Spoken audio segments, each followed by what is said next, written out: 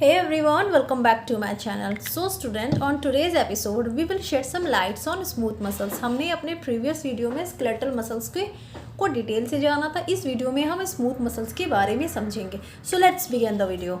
See, muscles का एक basic function हमने ये जाना था स्टूडेंट कि मसल्स हेल्प इन मूवमेंट, है ना. मसल्स मूवमेंट एंड लोकोमोशन हमारे बॉडी को प्रोवाइड करता है.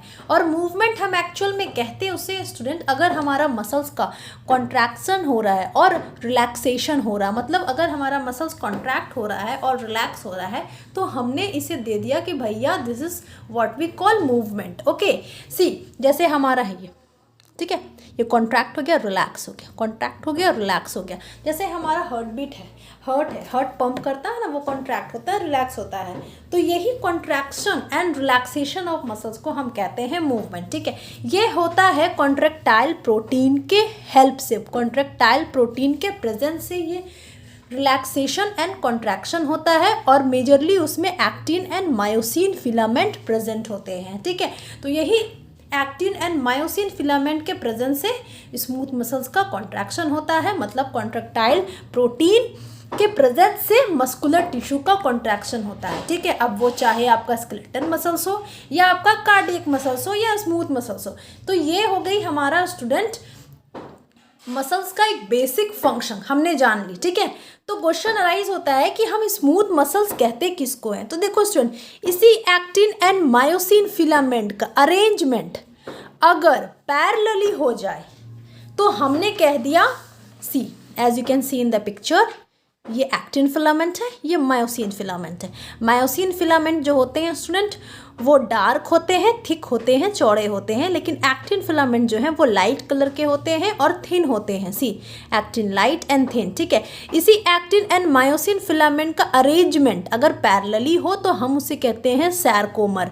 और ये सैरकोमर प्रेजेंट हो मतलब स्ट्रिएशन प्रेजेंट है, इसलिए हमने स्केलेटल मसल्स को भी स्ट्रेटेड मसल्स के नाम से जानते हैं. जैसे आपने जेब्रा को देखा है ना, ब्लैक एंड वाइट होते हैं, या आपने ज़ेब्रा क्रॉसिंग को देखा होगा.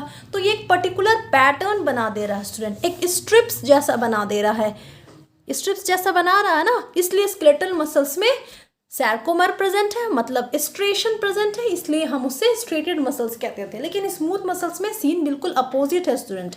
इनमें एक्टिन एंड मायोसिन तो डेफिनेटली होंगे, तभी तो मसल्स मूवमेंट करेगा, है ना. लेकिन ये एक्टिन एंड मायोसिन फिलामेंट का जो अरेंजमेंट होगा student, please mark my sentence, जो अरेंजमेंट होगा वो रैंडमली होगा, पैरेलली नहीं होगा, रैंडमली होगा. ठीक है, और इसी अरेंजमेंट जब रैंडमली रहता है तो हम कहते हैं इसमें कोई सैरकोमर प्रेजेंट नहीं है. ठीक है, तो जब कोई सैरकोमर ही प्रेजेंट नहीं है स्टूडेंट और कोई स्ट्रेशंस ही नहीं है, इसलिए इस मसल्स को हमने नाम दे दिया स्मूथ मसल्स. Okay, Y?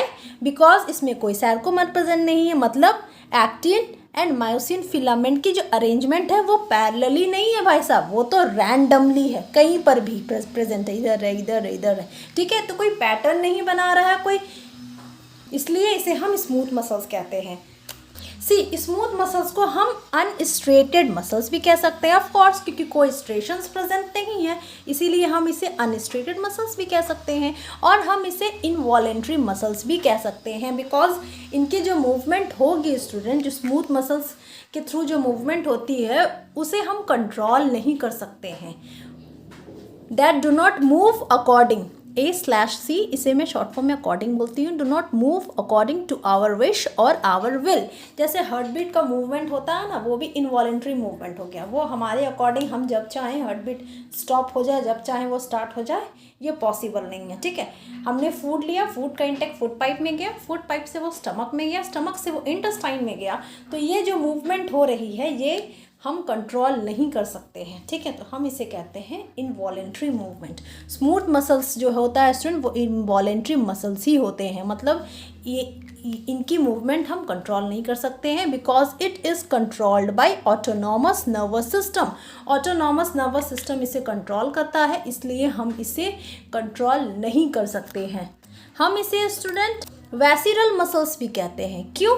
क्योंकि ये वैसिरल्स ऑर्गन में पाए जाते हैं, इसलिए हम इसे वैसिरल्स मसल्स भी कहते हैं. Smooth muscles are also found in the wall of hollow visceral organ. Visceral organ उसे कहते हैं स्टूडेंट वैसा ऑर्गन जिनकी अपनी आउटर बाउंड्री तो होगी, जैसे ये स्टमक है, आप देख लो ये स्टमक है, इनकी अपनी एक आउटर बाउंड्री है, बट अंदर में जो कैविटी वो बिल्कुल हॉलो है, बिल्कुल खोखला है, खाली है, इसे हम कहते हैं वेसिरल्स ऑर्गन। तो चलिए थोड़ा दिमाग पर जोर डालिए और खुद सोचिए वेसिरल्स ऑर्गन और क्या क्या हो सकते हैं। इंटेस्टाइन हो सकते हैं, करेक्ट, इंटेस्टाइन होते हैं ना, लार्ज इंटेस्टाइन या स्मॉल इंटेस्टाइन, इनकी आउटर बाउंड्री तो होती है बट ये अंदर से खोखले होते हैं, है ना। जैसे ब्रोंकियाई आप देख लो लंग्स में, है ना, स्टमक देख लो, इंटेस्टाइन देख लो, यूट्रस देख लो, यूट्रस में भी अंदर खोखलापन होता है ना।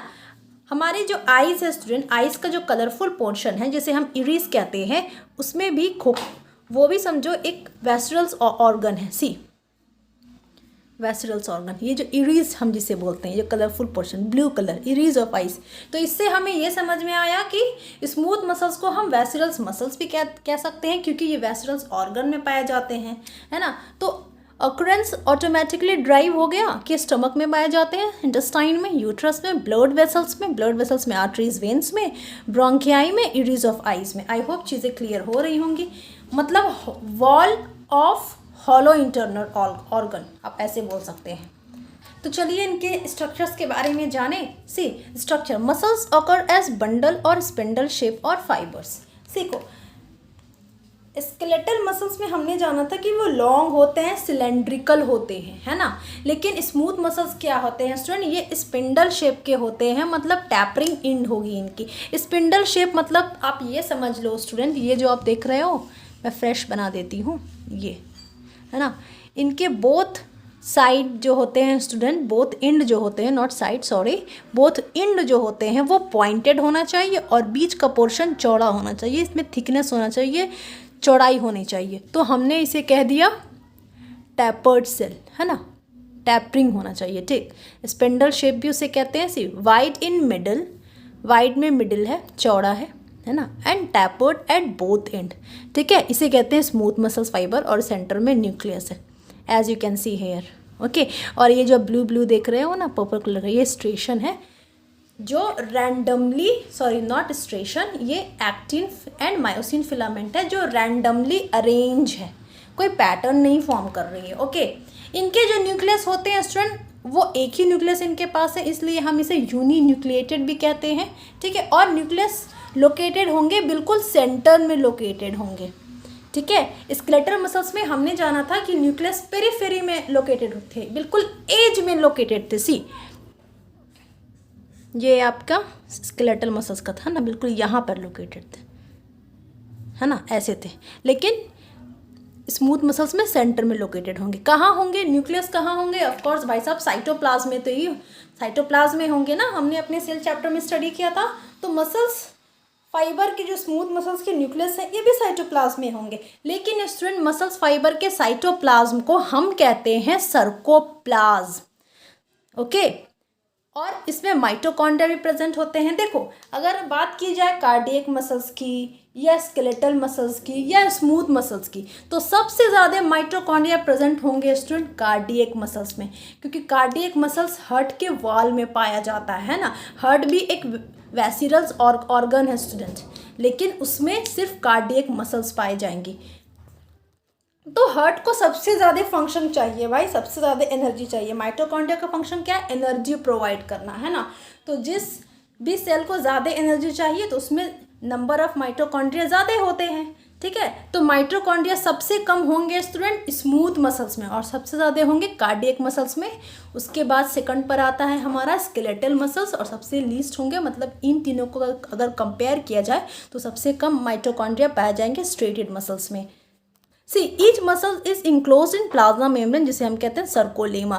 देखो साइटोप्लाज्म को कहते हैं सर्कोप्लाज्म और प्लाज्मा मेम्ब्रेन को कहते हैं सर्कोलेमा।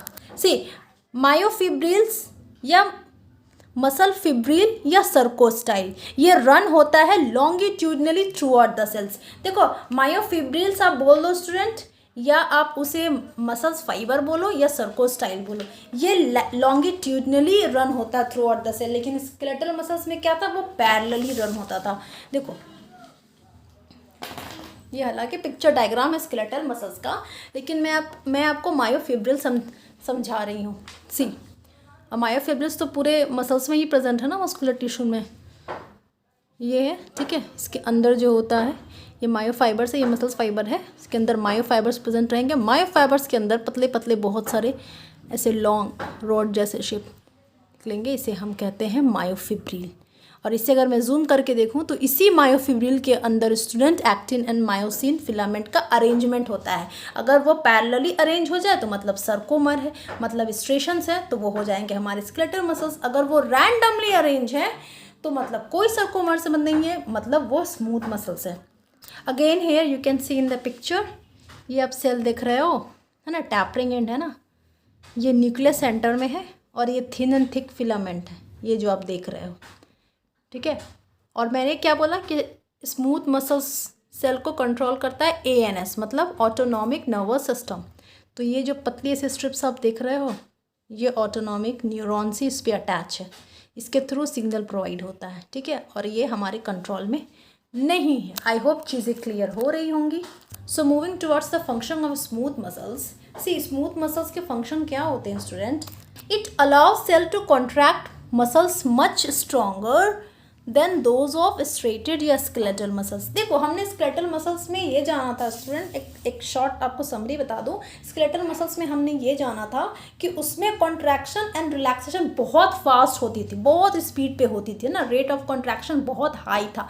लेकिन जितने फास्ट वो कॉन्ट्रैक्ट होते थे उतना जल्दी वो बेचारे थक भी जाते थे, है ना, और उनका कॉन्ट्रैक्शन बहुत स्ट्रॉन्ग नहीं होता था। लेकिन उसका टोटली अपोजिट स्मूथ मसल्स में होगा, मतलब इनके कॉन्ट्रैक्शन बहुत स्ट्रॉन्ग होंगे और ये जल्दी थकेंगे नहीं और इनके कॉन्ट्रैक्शन लॉन्गर पीरियड तक होंगे। ऑब्वियसली वेरी ऑब्वियस स्टेटमेंट है स्टूडेंट। देखो सो इट गेट फैटिक मतलब बहुत जल्दी स्लोली थक जाएंगे कौन से? Skeletal muscles. लेकिन स्मूथ मसल्स क्या है कि ये स्ट्रॉन्ग कॉन्ट्रैक्ट होते हैं, बहुत जल्दी नहीं थकते हैं, so it do not get fatigues very easily, है ना, और ये लॉन्गर पीरियड तक इनका कॉन्ट्रैक्शन होता है। एक सबसे बड़ा खासियत क्या है स्टूडेंट, अगर आपको इंग्लिश में जानना है, इसका सेंटेंस फ्रेम करना है तो आप स्क्रीनशॉट लेकर रख सकते हैं। तो चलिए स्टूडेंट सी, एक सबसे बड़ा मैं आपको कैरेक्टरिस्टिक फीचर बता दूं स्मूथ मसल्स का कि इनके जो मसल्स के मूवमेंट होते हैं ना, एक बहुत अच्छे मूवमेंट हैं जिसे हम कहते हैं प्रिस्टाल्टिक मूवमेंट, PERISTALTIC, प्रिस्टाल्टिक मूवमेंट। ये जो मूवमेंट है स्टूडेंट ये सिर्फ आपको स्मूथ मसल्स में पाए जाएंगे, ना कि स्केलेटल मसल्स में और ना कि कार्डियक मसल्स में। अब ये मूवमेंट क्या है? देखो, rhythmic waves of muscular contraction. Rhythmic wave में जो मस्कुलर कॉन्ट्रैक्शन होता है हम उसे कहते हैं प्रिस्टाल्टिक मूवमेंट, और ये मूवमेंट ऑकर होता है स्टूडेंट गैस्ट्रोइंटेस्टाइनल ट्रैक्ट। अब ये गैस्ट्रोइंटेस्टाइनल ट्रैक्ट किसे कहते हैं? देख लो, डाइजेस्टिव ट्रैक्ट आपने पढ़ा है ना, डाइजेस्टिव सिस्टम या एलिमेंट्री सिस्टम आपने पढ़ा है ना, बस वही है स्टूडेंट। अब गैस्ट्रोइंटेस्टाइनल ट्रैक्ट बोलो या डाइजेस्टिव ट्रैक्ट बोलो या एलिमेंट्री ट्रैक्ट बोलो, मतलब student from mouth to anus. अब इसके बीच जो आ जाए, माउथ आ जाए, फेरिंग्स आ जाए, फूड पाइप आ जाए, आपका स्टमक आ जाए, small intestine, large intestine, rectum, anus, ये सारे डाइजेस्टिव सिस्टम में आते हैं ना। तो बस ये जो मूवमेंट होता है फूड का, जो आप फूड का इंटेक लो, वो फूड पाइप से स्टमक, स्टमक से इंटेस्टाइन, लार्ज इंटेस्टाइन से स्मॉल इंटेस्टाइन, ये जो मूवमेंट होता है, फिर रेक्टम, एनस, ये सारे मूवमेंट को हम कहते हैं प्रिस्टाल्टिक मूवमेंट। आई होप चीज़ें क्लियर हो रही होंगी। See it stimulates the contractility of digestive system, blood vessels and reproductive system. Digestive system में कैसे? बाय पुशिंग ऑफ फूड का वो जो पुशमेंट होता है ना, मौत से food pipe, sorry not food pipe, yes exactly, oesophagus बोलो या फूड पाइप बोलो, एक ही बात है। फूड पाइप से स्टमक, स्टमक से इंटेस्टाइन, तो ये सारे मूवमेंट को हमने कह दिया प्रिस्टाल्टिक मूवमेंट, ठीक है। Cell contract stronger, cell stronger contract करते हैं, इसलिए ये कम थकते हैं और ज़्यादा लॉन्गर पीरियड तक थकते हैं। देखो स्टूडेंट, अगर कंपैरिजन की बात की जाए स्केलेटल मसल्स या कार्डियक मसल्स या स्मूथ मसल्स की, तो इनकी एक अलग से वीडियो मैंने बना रखी है, आप प्लीज़ प्लेलिस्ट में जा कर के देखें, चीज़ें बहुत क्लियर होने वाली है। लेकिन एक छोटा जनरल नॉलेज के लिए मैं आपको समझा दूं कि skeletal muscles and smooth muscles के कॉन्ट्रैक्शन में ये डिफरेंस था स्टूडेंट कि स्केलेटल मसल्स बहुत फास्ट कॉन्ट्रैक्ट करते थे, इसलिए वो शॉर्टर पीरियड ऑफ टाइम तक उनका कॉन्ट्रैक्शन रहता था और वो बड़ा जल्दी थकते थे। लेकिन इसका टोटली अपोजिट हमारे स्मूथ मसल्स के साथ है, ये बहुत इनका कॉन्ट्रैक्शन बहुत स्ट्रॉन्गर है, ये स्लोली कॉन्ट्रैक्ट करते हैं और लॉन्गर पीरियड तक इनका कॉन्ट्रैक्शन रहता है। आई होप चीज़ें क्लियर हो रही होंगी। Thank you for watching, please subscribe my channel, like my video, share my video. God bless you all.